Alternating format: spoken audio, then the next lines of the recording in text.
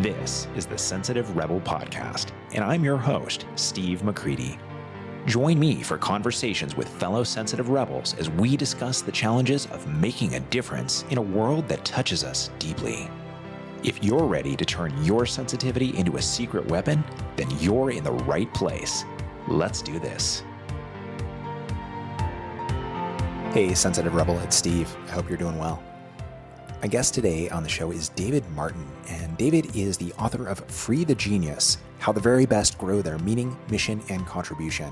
He has been a consultant and business coach for over 25 years, and he's got a whole lot of great stuff to share with us today. You're going to learn a lot that is going to be useful even if you are not an entrepreneur or an executive. We're talking about humans, human stuff, and how we deal with the emotional challenges of life. And so in addition to that, we got into a whole bunch of different topics. We were talking about movies, about philosophy, a little spirituality, and a whole lot more. So you're not only going to learn, but you're also going to laugh. And here's my conversation with David Martin. So my guest today on the Sensitive Rebel podcast is David Martin. David, welcome to the show. Great to be here. Good to see you, and good to actually see your face instead of just your words. David and I have known each other for a few years now through online means, thanks to Seth Godin and his workshops, but have rarely had the opportunity to actually connect in any kind of visual manner. So it's good to actually see you as well as talk to you. It's interesting to know somebody only through the written word and then to see your face. Wow, who is this guy? Yeah. And to hear a tone and everything. Yeah, it's great to see you live. So I'm going to start with the place that I always like to start, which is the question for you of what are you rebelling against? I'm rebelling against people fighting for their limitations. That's the one thing that just drives me nuts. It happened to me it's fresh on my mind. It happened just this week. A friend had been given a great opportunity that I actually had worked hard to set up for him.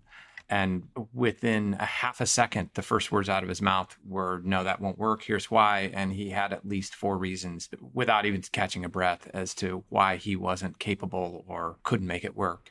And I lost it, but I kept my mouth shut. But inside, I was definitely heating up. And ultimately, it was his fear.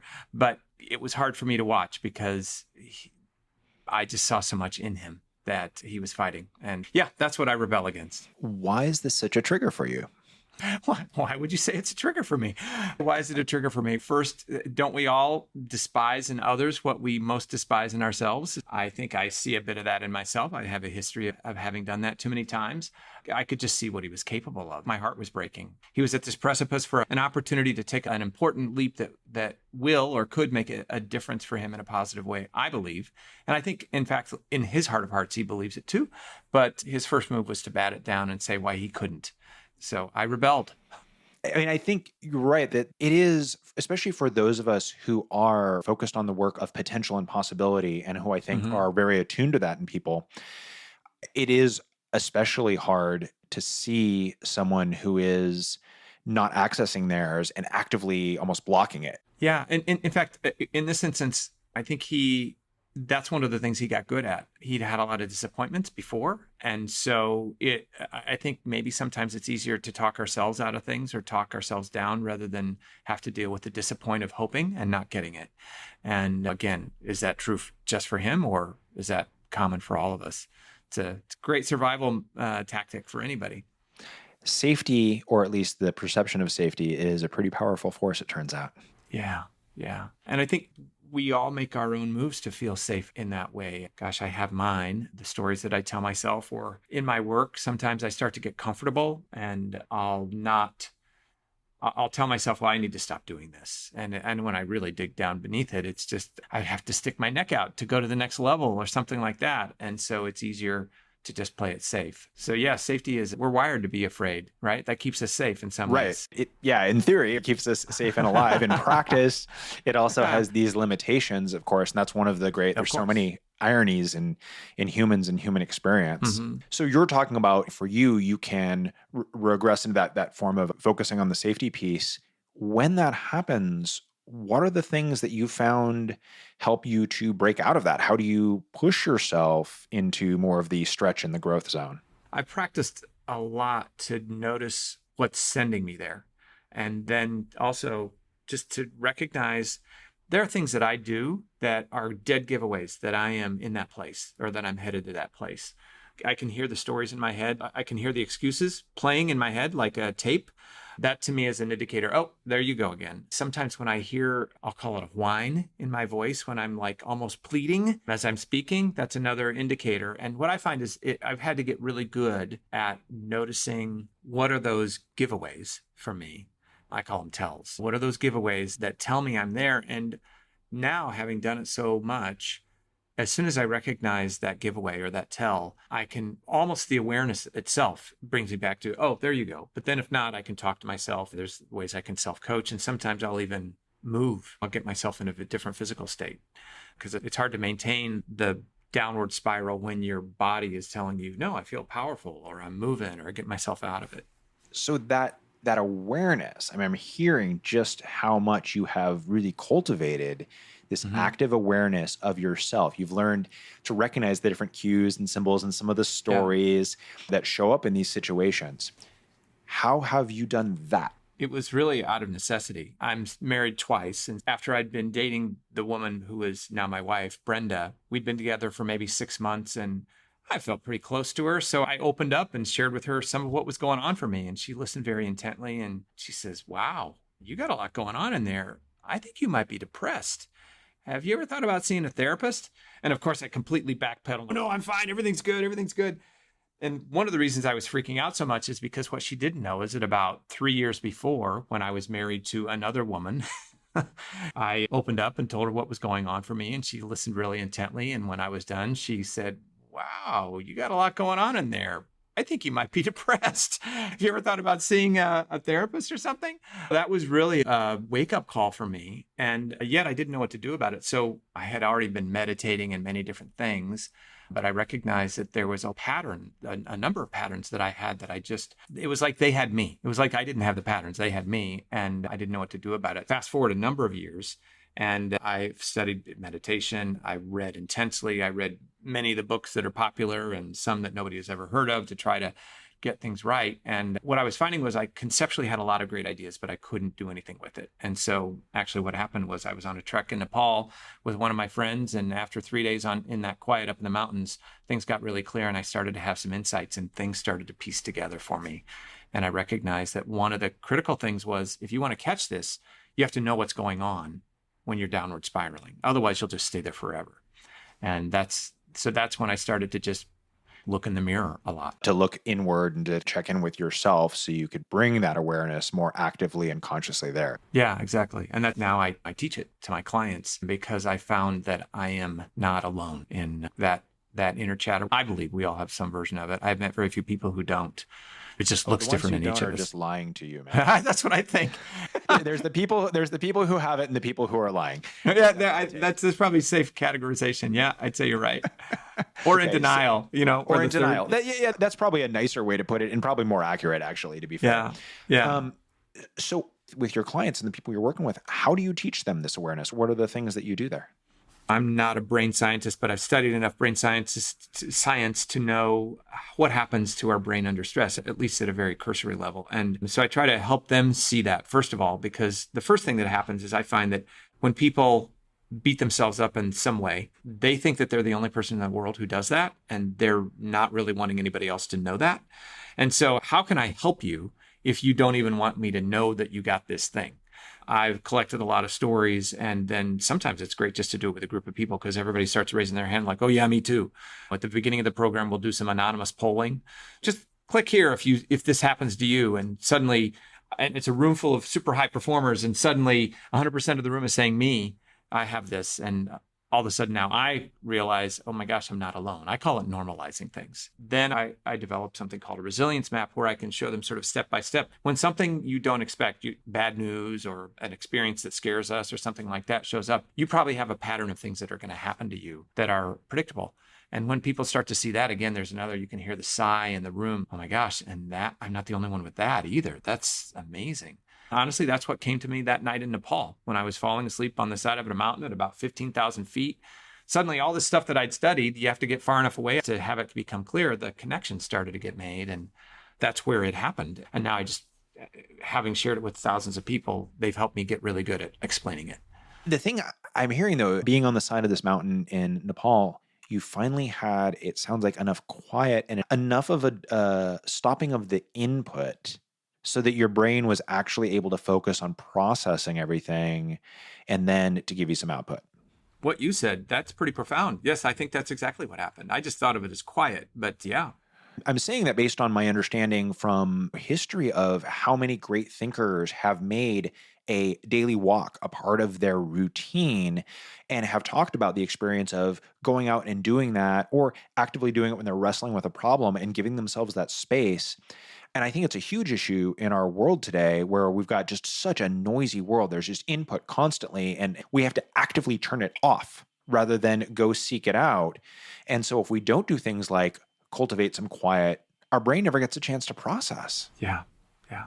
Right? And I think that was the noise is the other part of it, that when the noise went away, because I have a very active mind. And so not only was there external noise, I was generating a lot of noise myself. And just one added detail that when I was in Nepal, Brenda and I were separated, and that was a decision I had made unilaterally. We had had so much trouble, I just couldn't, it was literally, I couldn't take it anymore. It was probably a cowardly move to make, but it was also a self-preservation move, or maybe for the relationship. I was also there processing a whole bunch of shame and guilt and failure, and I was divorced once. Oh my God, is it going to happen again? So it felt like there was a lot of noise. And being halfway around the world up in the sky was just, it was a completely different place. So not only was the external input gone, but the internal input was greatly quieted. So what are the ways in which you cultivate or create space for quiet in your life today? It's funny how it changes over time, but I have some practices now. The first one is the first thing in the morning, I wake up our dog. And I don't want to wake up anybody else in the house. So it's a very quiet time, but it is just a 5-minute love fest of joy, because this dog you wake her up and she's just happy to be alive and happy to see you. It's quiet, but it's also just joyful. I find that if you're feeling joyful or grateful, it's hard for fear to coexist in that space. That's one thing I do. But then more recently, in the last 3 months, at the beginning of the year, I decided, I don't know why, I just decided I'm going to start journaling every morning again, which I haven't done for years. So I would set a timer on my watch, and after 10 minutes, wherever I was, I would just stop. And it wasn't like a Dear Diary experience. It was sort of introspection of where my mind was going and helped me see that. And then I decided to add to that meditation in the morning. I'd stopped meditating in the morning because every time I tried, the dog would be like all over me, because she was a puppy at the time. But I realized she's old enough now that I can meditate in the morning. So then I added a meditation before journaling. And then about a month ago, I added yoga back, which is something I'd also been doing for a long time. But again, because the dog had stopped. So now it's about a 45-minute practice of a little bit of movement, some meditation, and then a 10-minute writing practice. And man, on the days that for some reason that got interrupted, I can tell that I didn't have it. At other times in my life, I've done some things with this movement. I developed something called a resilience practice once upon a time. It's 12 steps that takes about 7 minutes. And it's really just moving your body in different ways and working with your breath that, again, it just quiets you. So those are a couple of things that I find have really helped me. I think you touch on a number of different things, but when you combine them together, I could see how it would be especially powerful. And again, it sounds like your attunement to yourself is good enough that it's really easy for you to tell and notice when it's not there, when it is. And I think that helps to reinforce it, because you get that feedback loop that's telling you, man, I can't skip this. I need to be doing this. I walked through life for many years thinking that I was a good person, a good friend, or whatever. And I would say that 98% of the time I was. But then when I would lose it, if I would feel threatened in some way or get angry or feel mistreated or whatever, I think I made up for all the 98% with the 2% of a mess that I could create. First, I didn't take responsibility for it. And then finally, when I took responsibility for it, I didn't know what to do with it. I couldn't stop it. So that's why I work so hard, because I'd like to be a good person in the world and not negate that with the 2%. Or whatever it is. Maybe it's 90-10, but still, it's amazing how you can blow something up pretty quickly. A lot of good work can be blown up pretty quickly if you don't take responsibility. If I didn't take responsibility for that. What I'm hearing, if I can dig into that a little bit more, Please. is most of the time going along, okay, things are good. And then there would be these situations that would trigger you and set you off. And you would have what, based on what you're telling me, sounds like a disproportionate response. And that makes me think, so what else is there?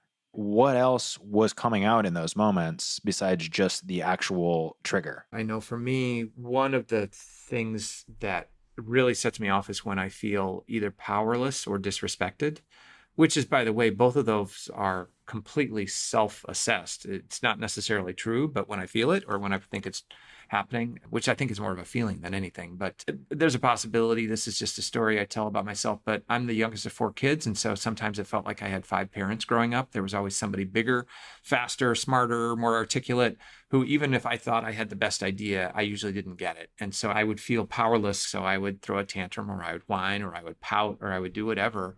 And even though it wasn't pretty, at that point, you had to deal with me. I got some power. If I'm throwing a tantrum on the floor, mom and dad have to deal with me now. I grew up and became more sophisticated with my expression of it. But that's why I said before, one of my tells to tell me I'm not at my best is when I hear myself whining.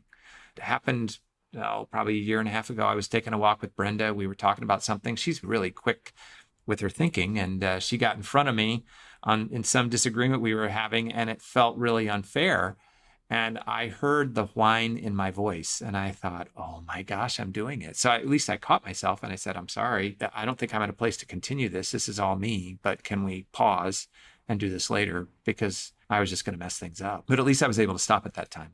What I'm hearing is, looking at what you're talking about with these childhood situations, is you in a situation where, yeah, you weren't really getting power or attention or what you wanted, and you did what for somebody of that age in that developmental space is a totally normal response, right? It's like we use whatever tools happen to be available to us, and if we're young, we don't have much of a toolbox yet. Exactly. And it sounds like that's what that was. I'm curious, though, we're in the topic of family and childhood. What sorts of messages do you remember getting, either explicitly or implicitly, about things like feelings, especially, I'll say, negative feelings, sadness, fear, anger, in your home growing up? Those are not encouraged. In fact, they were, I would say, discouraged, not just with words, but it was almost like sometimes you got ignored for it. It got you more of what you didn't want versus what you did want. So both with words, my parents were not abusive in any way, but it was a clear message. We were Midwestern farmers. And so you didn't show much, you didn't strut, you didn't boast, you didn't brag. If something good happened for you, you just took it in stride, and you don't rub it in anybody else's face and don't make a big deal about it. But we also cut off the other end, which was the really negative stuff. Just got not really talked about. And then sometimes it would show up in passive aggressive ways as a result. But yeah, no, definitely the messages were, don't do that. In fact, until I did more of my own work, I remember as my nephew was growing up, he was 18 years younger than I was. And when he was growing up, I look back and I realized I passed on the same messaging to him. When he was young and I hadn't really figured it out yet, I passed on that family tradition, which my parents were just passing on what had been passed on to them too. Of course, Yeah. super normal, right? That was what was thought was the way to do it and the right way to be. And there's aspects of that or situations where that would actually be an adaptive approach too.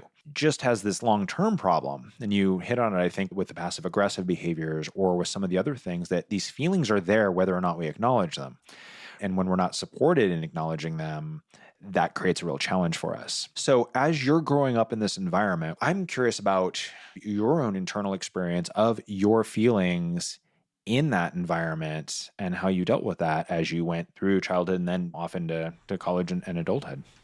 I think I got really good at being passive aggressive. I had no name for it at the time, but I would withhold my feelings and then I would make wisecracks. Yeah, well into college. I remember a particular incident in college where somebody really called me on it. And I was like, no, I'm just having fun. I would be the happy-go-lucky guy until I wasn't. And then I would blow up for many years.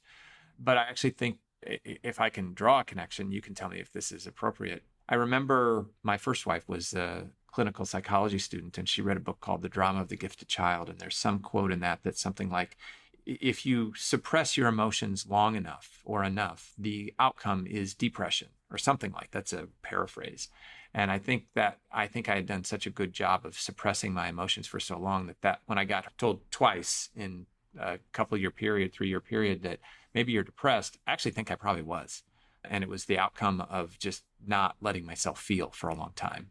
Absolutely. I've seen it with many clients. And those feelings go somewhere. The analogy I used to make sometimes is you can stuff the feelings under the rug forever, but at a certain point, you can't walk across the room without falling on your face, right? Because you just trip over them. And that's what happens. And they come out with men, they often come out with anger because that's one of the societal feelings we're allowed to express. And so even though it ends up in these destructive, awful things, that was the closest thing to acceptable. But certainly we can't be depressed or scared. It's like that's weak. Yeah. I remember I studied, one of my first teachers in the work that I do was a man from South America, from Chile.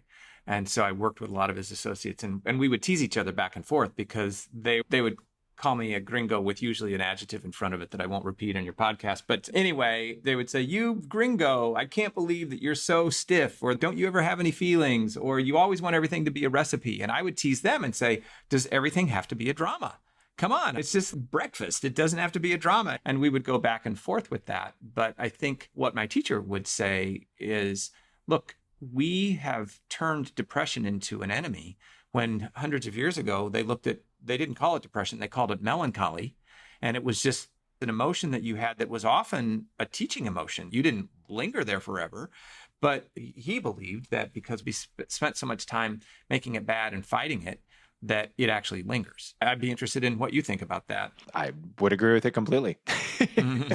Yeah, I think that pretty much covers it. I think we, unfortunately, have decided that some feelings are good, some feelings are bad, and all of that. And I think because we conflate good and bad and comfortable and uncomfortable. And no, right? Feelings are messages from our brain or our body to us. They are not always the most clear or concise messengers around. Yeah. But they are trying to deliver a message, and they will keep working on it until we get it by making the message more and more intense.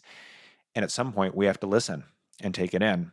And that was where, for you, you look at all this work you've done on cultivating this awareness for yourself and becoming more aware and being able to listen.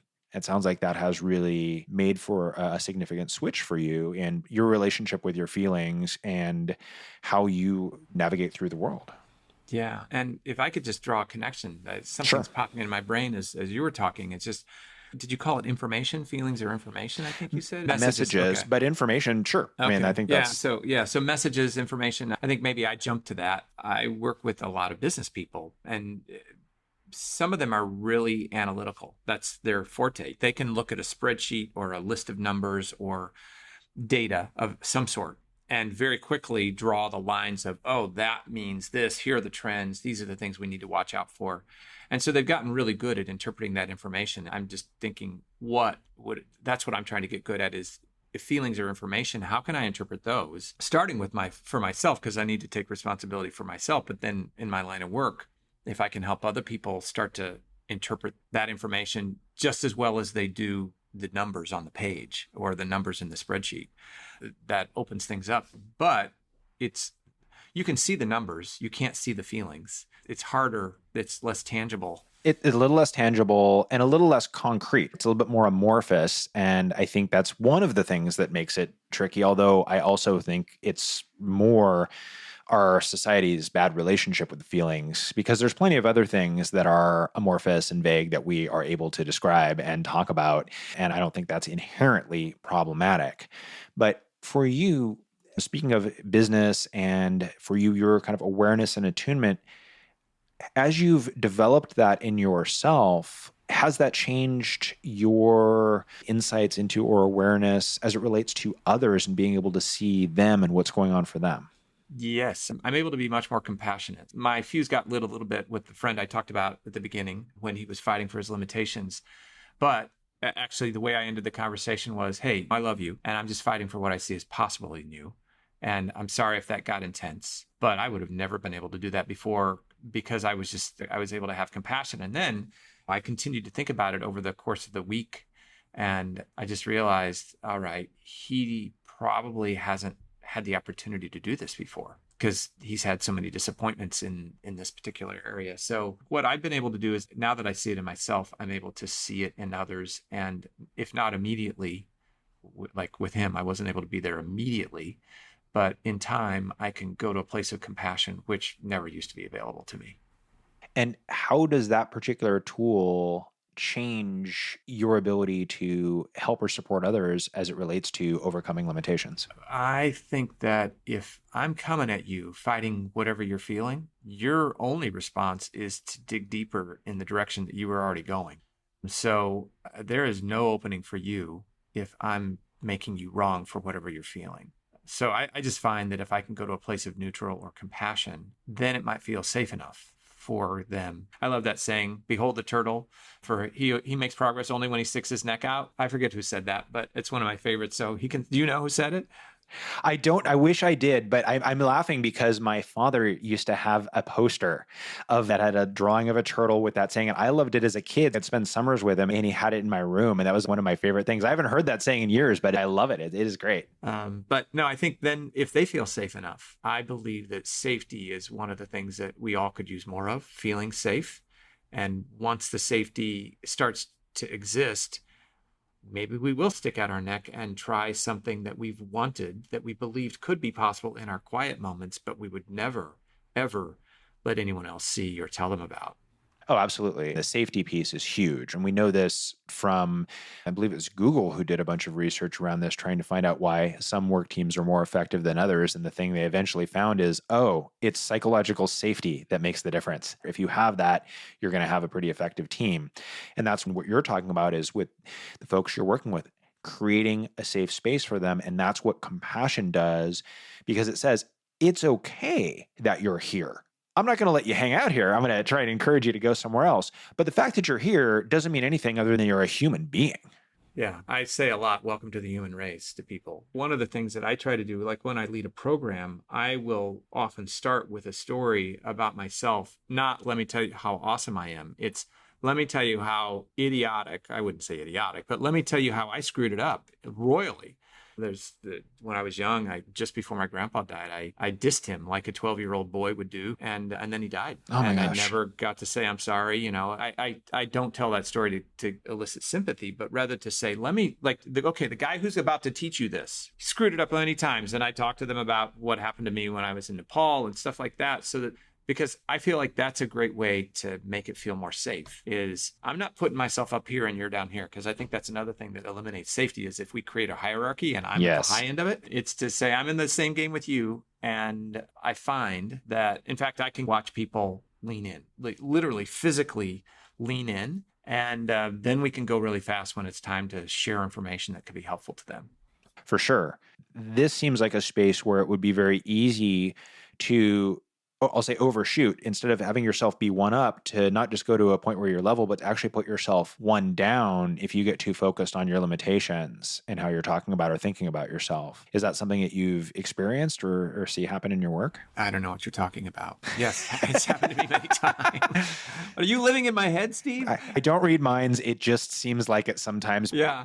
My Chilean teacher, his name's Julio, used to say, I have bad news for you. You're unique, but you are not original. You're telling me I'm not original?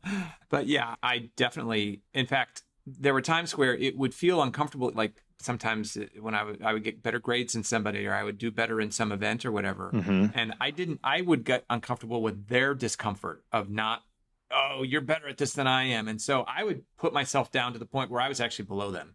And it was actually a tactic to try to affiliate with people better. Because it was like, okay, if you think I'm better than you, you don't like me and you're not going to be my friend. I don't like that outcome. So what do I have to do to get you to like me? How about if I put myself below you? I used to really overdo the self-deprecating humor. I didn't realize it was unconscious, but I was trying to put people at ease so they'd like me. Mm-hmm. Sure. And that's, I think, often what is driving it is it's a good intent, but the impact is pretty significant because it ends up affecting the message we're telling ourselves, the stories we're telling ourselves about ourselves, and they're not good or helpful ones. I was saying it so that they would hear it, mm-hmm. but I heard it too.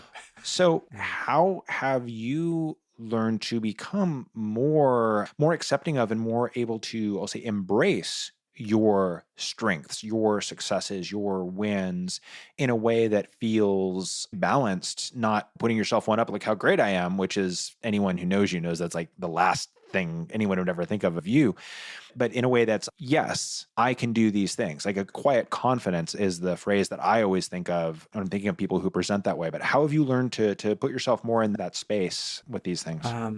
And maybe this is a mental trick that I do, but I tell myself that I am a vessel, that I am, in the Buddhist or Hindu approach, they talk about doership. You are not the doer. You are entitled to your actions, but not the fruits of your actions.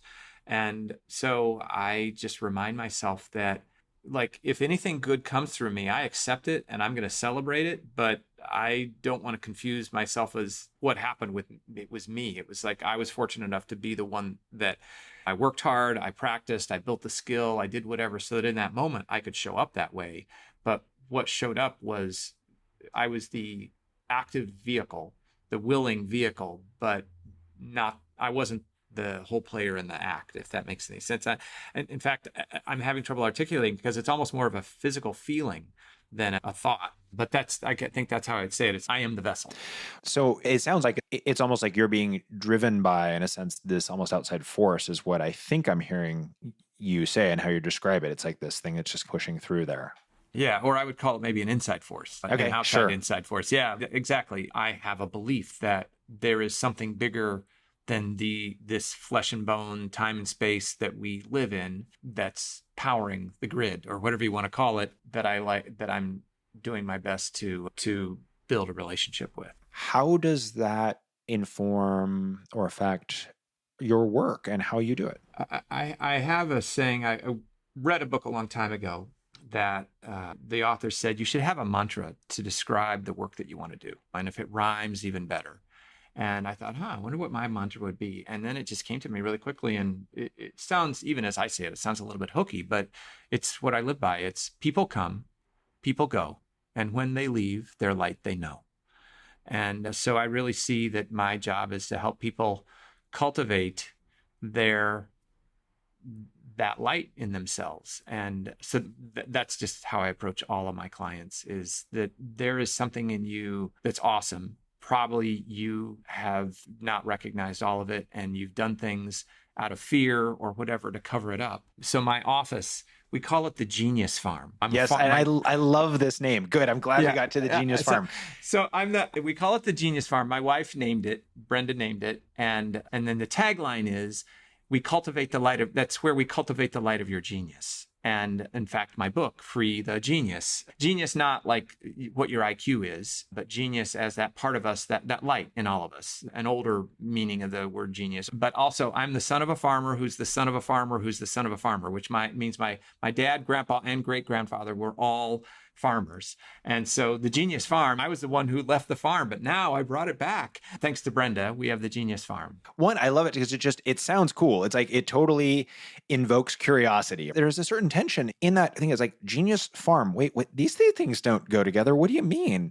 There's that piece. And then, yeah, I really like it because the idea of a farm is being a place where things can grow and all of that. So it really ties in really well. And it also, again, relates to your history. I think it's so cool because it feels like it absolutely fits you. Your history is a really clear, powerful, message in it. And so it's just cool. It's one of those little things I'm like, yeah, that's some good branding right there.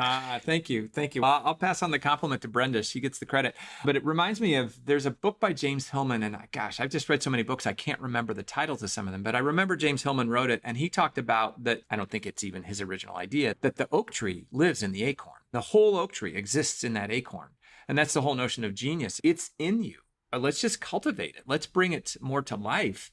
And so that's back to your original question. How do I approach my clients? Or how do I take this into my work? I don't talk about that with my clients, but I would say that I would hope that their experience, I just got a note from a brand new client. Usually clients interview me to see if they want to work with me. I deliver one-on-one coaching. I will consult to help them.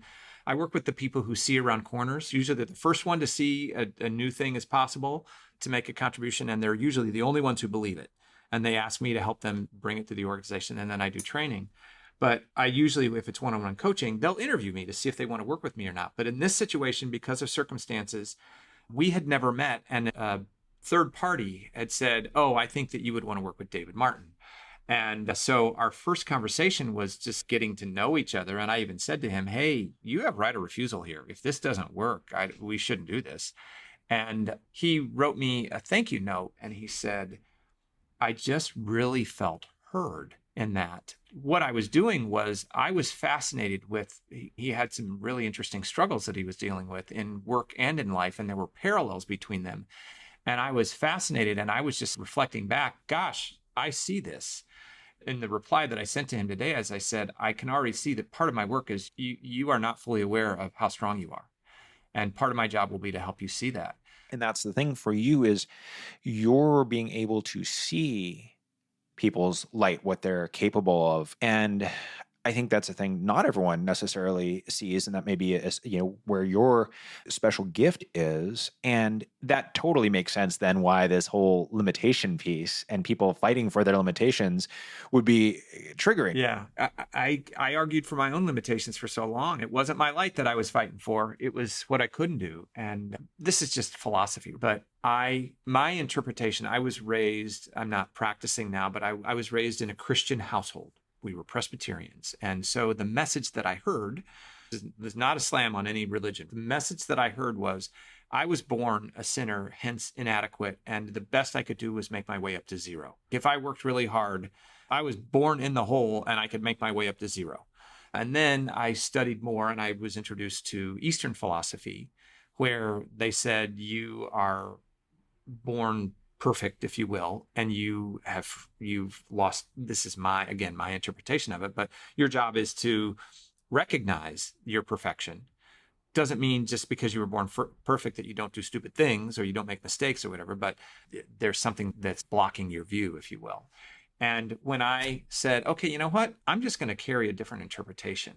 As long as I carry the I suck and the best I can do is get up to zero, everything's going to be half empty for me. I'm in a deficit always.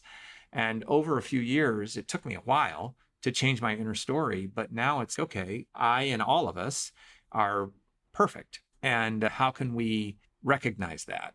And I personally found more freedom in that. This is just my interpretation, because I think that all religions have, some people interpret it that you suck, and probably all religions have it that you are light. So that was the way I took it. There's so many places where we can get a similar message from multiple spots, but the message has different flavors, different emphasis, different whatever. And I think sometimes it's about us finding who is putting the message out there in the way that we can hear, or if I was going to be more artful about it, who's singing the song that most connects with our heart. And I think that's the thing, is it's different for different people. So one of my favorite sayings, and this comes from the guy who founded the San Francisco Zen Center, whose name is escaping me at the moment, but it's, you're perfect just as you are. You could use a little improvement. I love that. That's beautiful. Yeah. And so true. The first time I heard it, I was a lot younger and a lot less self-aware. And my first thought was, that's the stupidest thing I've ever heard. That makes no sense. Now, of course, it's, oh my gosh, that's so powerful. It's so powerful. It's okay. You're fine. And keep going. You can do more. You can do better. And so it feels so freeing, I think, to own that, because it just allows me to be like, yeah, it's cool that I'm here, but I'm not going to hang out here. I can go do other stuff too and do better things. Yeah. Yeah. So go do them. There was some bus of spiritual seekers who used to drive around the country, and they drove a bus. And I want to say that on the front of the bus, like a destination, like usually a bus has a destination on it, their destination just said further. I love it.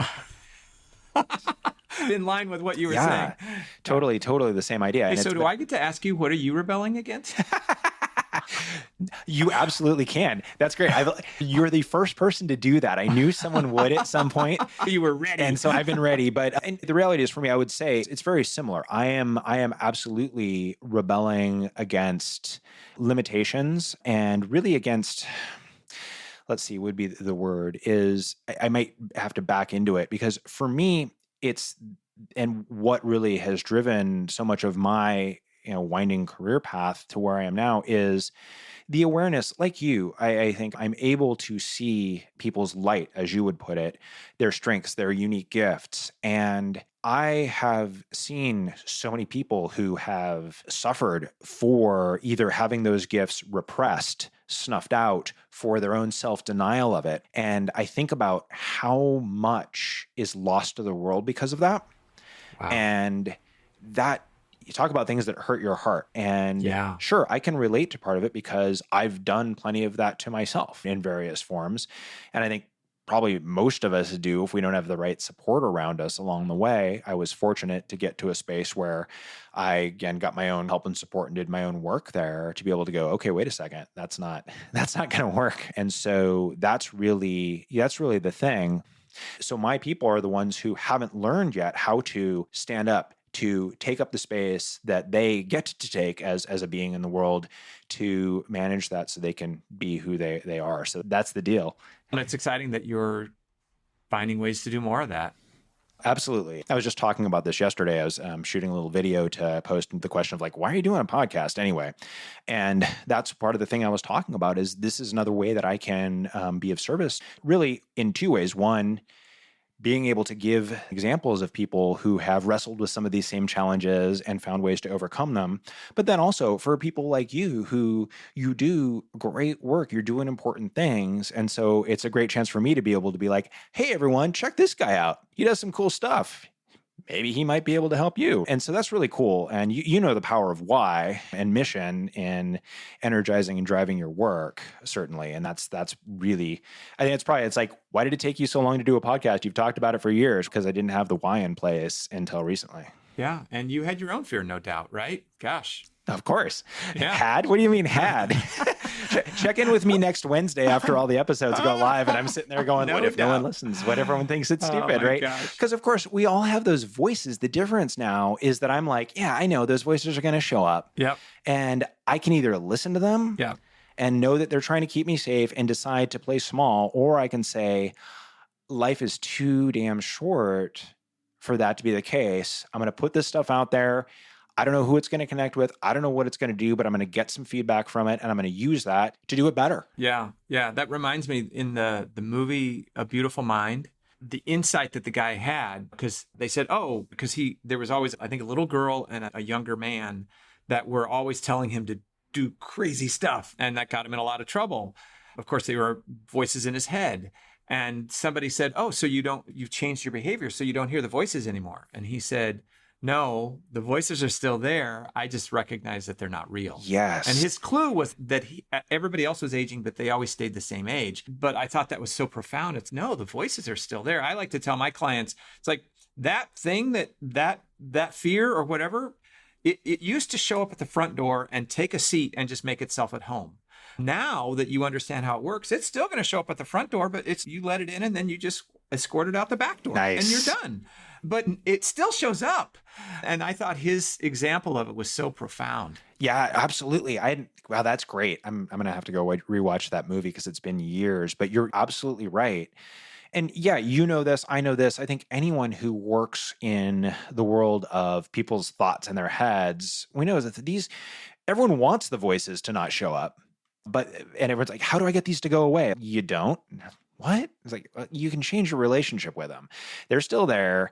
I just don't give them the power that they used to have because I know they're not going to take me anywhere good. They're just going to go park in the garage and not go anywhere. And it's going to be a pretty boring, quiet life. And like you said at the very beginning, when you were talking about me, they served some purpose at some point. Otherwise, we would have never had them, but they served some purpose. And maybe even occasionally on a very small scale, when we use them consciously, they can be helpful. But like when they're out of control and we're not aware of them and we're not recognizing them, not so helpful. Actually, I found that in my work with very successful people, like the people that you see written about in business journals and things like that you would think, they got it together. And I'm sure these are some of your clients too. Like when they talk to you about what's really going on, people would be shocked about the noise in their head and the doubt and so on. And so it's the same. And I found that actually They say that there are, I call the work that I do is around building resilience. And I like to say there are gateway drugs. And then there are gateway leadership qualities. And resilience, I think, is a gateway leadership quality, because without resilience, you can try to build all sorts of stuff on top of it. But but you'll get knocked down and you won't be able to, you'll stay in a powerless state. So resilience is being able to be at your best, even when things around you aren't at their best or at their worst. So I just find that it's like a gateway quality is the work that you're doing. I don't know if you call it resilience, I call it resilience, but it's so important, because without that, I don't care how many degrees that you have and how great a strategic thinker you are, at some point, things are going to get so intense and your best is going to be gone and you're going to do it to yourself. I want to dig into this resilience thing a little bit if we can. Tell me a little bit about how you work with your clients around that topic, and what are the things that you teach or show them to help them increase and enhance their resilience. It's a hugely important thing to have. So tell me how you build this up for them. In a few ways. One is I share with them a map of what's going to happen every time that we get triggered. And I'll show you, and I'll even show you, I'll break it down in slow motion. Like the trigger is usually, if it takes you down, it's some event occurred. I call it the broken glass moment, or something happened. And maybe it was internal. You had a thought, or maybe you got information from the outside, or maybe you heard, somebody made a comment to you, but something happened and you very quickly filter that. And if your filter says danger, you usually feel an emotion. And in that moment, if the emotion is uncomfortable, you do everything you can to get away from it. And that's when you're in trouble. It's a fear-based emotion. And if you don't understand it, you're going to do everything you can to get away from it. And you're going to do exactly what you said at the beginning of this conversation, which is you're going to go back to those skills that you learned as a young child when you weren't as mature and didn't have the intellectual capability. And you're going to use some version of that. And then once that happens, I say that's when you lose the 5 C's: clarity, confidence, creativity, connection, and calm all go away. You lose your power, you lose your ability to have impact. They all go negative. But so many times we think we're justifying that. We're feeling righteous about that feeling or whatever. And we don't realize, actually, you've taken your own legs out from under you right now. And so I show them how it happens, help them recognize it in themselves, because we all have a different flavor of it. And then it's a matter of recognizing what I was calling those ahas, or the tells. Like when I'm on my powerless trip, I start to hear myself plotting revenge in my head. It's not like I'm going to blow up your house, but I'm going to, wait till I tell you this. And when I start to recognize it, I realize, oh my God, I'm doing that thing. It's moved in and it sat down in the living room. But now I realize it's sat down when I hear that voice, I'm like, oh, I've gone from unconscious to conscious. And now I've built a whole bunch of moves that I can practice, that I practiced in advance, that I built muscle memory for. And this is what I do with my clients. It's okay, let's know your patterns and let's then feed you ahead of time with these things that we're going to train you on. We practice being resilient when the stress is low and it's easy to generate, so that when you need it and the stress is high, you have muscle memory access to it. Because if you try and access it then for the first time, it's like trying to do a new move in the championship game. You'd be crazy. You'll probably blow it. So you practice when nobody's around. And so a lot of the work that I do, there's a program I lead called Mind to Win. It helps people build that resilience and those 5 C's and everything. So a lot of it is practice, because when you start to understand what it is, it's not rocket science. And so they walk away all the time with training to do. And it's not like super intense. It's usually, I'd say 5 minutes a day, daily drip versus a big gulp. We'll do 5 minutes a day so that you can really get the muscle memory of it. And it's a 5-week program, and people will tell you at the end of 5 weeks, I can't believe how far I've come. I see my own signature version of blowing it, losing it. I know what that looks like, so I can catch myself on it. I even know probably why it's happening, so I can maybe prevent it from happening, become less triggerable, if you will. And then I've trained so that in those moments when it does happen, because it will happen, somebody's going to show up at the front door, that I'm ready to walk it out the back door right away and get back to full power. Nice. That's the way we do it. And honestly, I've read hundreds of books, studied with so many teachers, meditated for years, and I just couldn't. Everything I'm teaching them, I had to figure out for myself to pull myself out of this. That's often the case. So everybody, David has just given us a 5-minute course in how to build and up your resilience. That is awesome. Obviously, the work is the work, but that's like a great, just little mini yet master course in how to do that. That's going to be really, I think, helpful for a lot of the folks listening to this episode. Thanks. And one of the things I would just say is we all have to just get okay with it. Like, we can't escape having ugly emotions or uncomfortable emotions. That's not evidence that there's something wrong with you. That's evidence that you're human. And so if you misread the evidence, you retreat. I think that's what you and I are both really trying to do. Totally. Is, hey, folks, this is nothing wrong here. This is like a part of our brain is designed to give us feelings. Right. So you can't not do that. Right. No, and you shouldn't. We just need to learn how to respond better to it. You're right. And you're right. Very similar stuff here. So will you share with me one thing, Steve? You shared a quote one time that Tim Robbins gave in a movie, and it's one of my favorite quotes about, is it about emotions? It's about feelings. And so here's the deal. It's from the movie Thanks for Sharing. And it's Timothy Robbins. It's his character who says it to Mark Ruffalo's character. And it would be better if I could remember their actual names in the movie, but that's fine.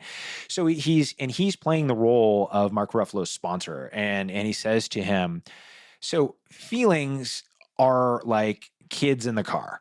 You can't let them drive, but you can't stuff them in the trunk either. I love that. It's great. It's bam. When I heard it, I'm like, oh my God, that's perfect. And I use it with clients all the time because it's such a powerful visual. It is way more effective than me giving you some mini lecture about like neuroscience in the brain, which is going to make everyone fall asleep, because everyone gets like the idea of a kid grabbing the steering wheel, because what's going to happen is it's going to swerve off the road and crash. So it's a beautiful visual. Yeah. Hey, by the way, another beautiful visual, people can Google it. Dr. Daniel Siegel, just Google Dr. Daniel Siegel hand model of the brain. And in like 2 minutes, he gives us in a simple way, because it's meant for kids so that we can all understand it if somebody wants to understand that. I will absolutely put a link to that in the show notes. And you're right. Siegel's work is great. He has done a lot to bring a lot of our knowledge of the brain to those of us who aren't neuroscientists in a way that is a lot more accessible, for sure. Yeah, I have a lot of respect for him. If you have a few more minutes, I've got one more thing that I like to do if you're not in a rush to get out of here. No, let's go for it. I'm wondering if we could talk a little bit about a current obstacle or challenge that you're wrestling with in your business. Okay, sure. I'm just trying to pick one. Yeah, so I have a love-hate relationship with being known. I'm successful. I've been in this business for 25 years. All of my business comes through either word of mouth or former clients that come back for more. So I assume that I'm doing it well. And yet I fight putting myself out there more, in part because I think what I told you, where I grew up, you do not boast and brag and all those things. And so I associate being better known with boasting and bragging. Yet, if I want to serve at a higher level, I'd like to be able to reach more people and have them know that I can help them. I keep shooting myself in the foot. So can you fix me, Steve, please? We'll see what I can do with this. What I do here is you're carrying around the story that it is not okay to make yourself visible.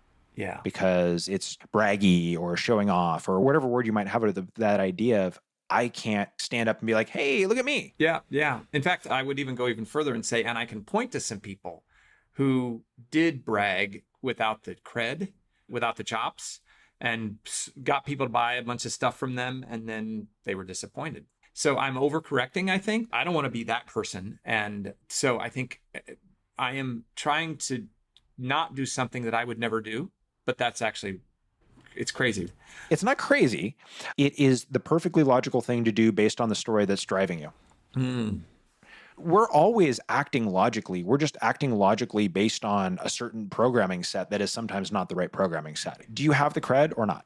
I have the cred. I'm really confident in my work. Yeah. Okay, good. I'm glad you're able to just see that and own that.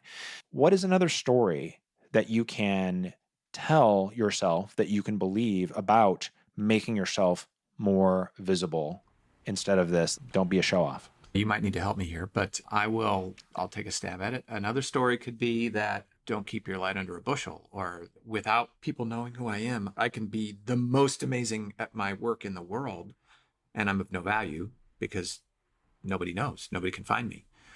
And so I guess to turn that around in a positive way, it's to say, if I really do want to cultivate the genius in people, that people have to be able to find me. And I want to make it easy for them so that, because people don't give us a lot of time to decide, are we in or not? Do I want to learn more about this person or connect with this person?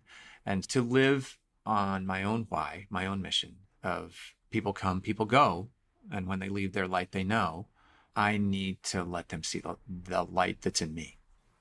Yes, I completely agree with that. That's pretty much exactly what was coming up in my head. I think that a lot of us get focused on this idea, again, of trying not to be a show off or too braggy or any of those things. There's also the piece of when you put yourself up above the crowd, you make yourself potentially a target. Yeah.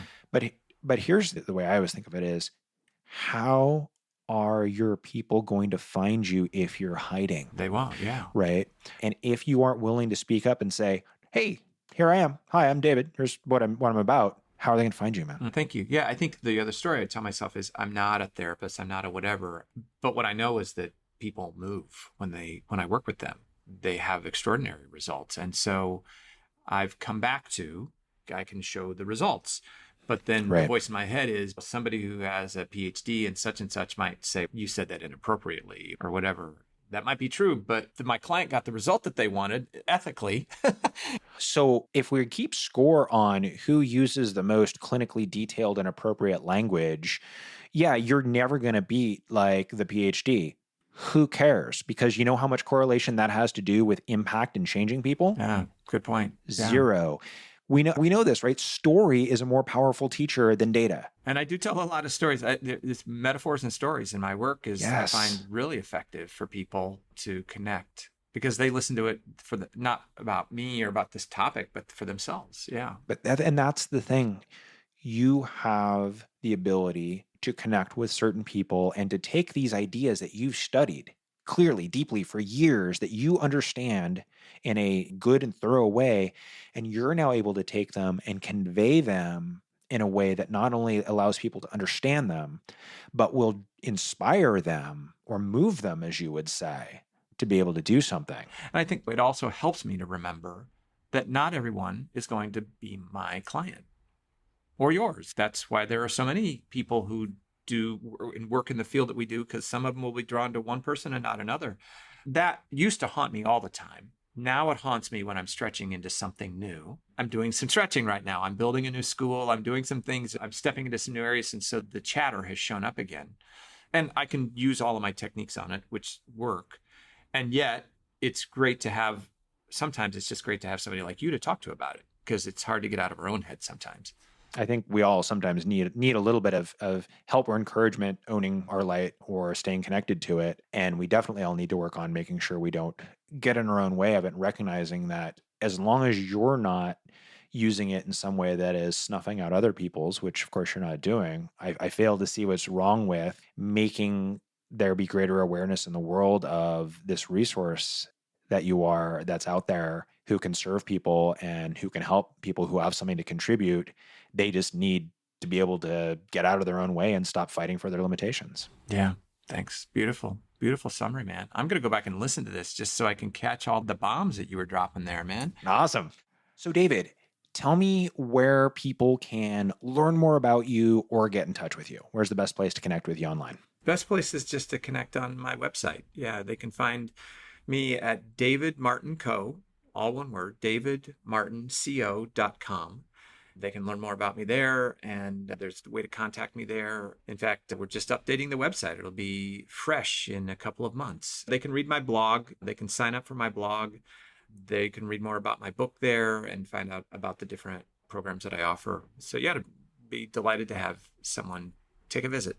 I'm going to put in a plug for David's blog. You definitely will see what he's talking about with stories and metaphors. You'll see that in his blogs. They're interesting. They're not dry. They have good ideas that are articulated in ways that make them very accessible. He, one, doesn't flood your inbox, and two, whenever his name shows up in my inbox, I know there's going to be something interesting and useful there that I can steal and use with my clients. All right. Limitation or theft is the greatest form of flattery. Anyway, no, thanks. I learned that storytelling is two things. One is we all listen to stories autobiographically. So all those stories, even though they're about somebody else, that hopefully the person who's reading it will see something about themselves in it. And the secret is that I write every blog post because I need to hear what I'm saying. I think that's true for a lot of folks. I appreciate that you are willing to admit it and be upfront about it, because I think we need more vulnerability in the world. David, thank you so much for coming on the show. I am always happy to have the chance to talk to you, to get into this stuff, because you have, I think, really great ideas, and I love how you put them out there in such a powerful and accessible way. And so I think it's something that's just really super valuable. Your clients are very fortunate to have you, and so am I. So again, thanks for coming on the show today. Yeah. And thanks for doing this, Steve. You've made it really fun. And I can tell that this is a great podcast series that you're doing, and you are doing a great service in the world. So thanks for doing this. Thank you, David. That's it for this episode of the Sensitive Rebel podcast. Thanks so much for listening. You'll find show notes, other episodes, and a whole lot more at sensitiverebel.com. We'll be back next week with another conversation. Until then, keep moving forward.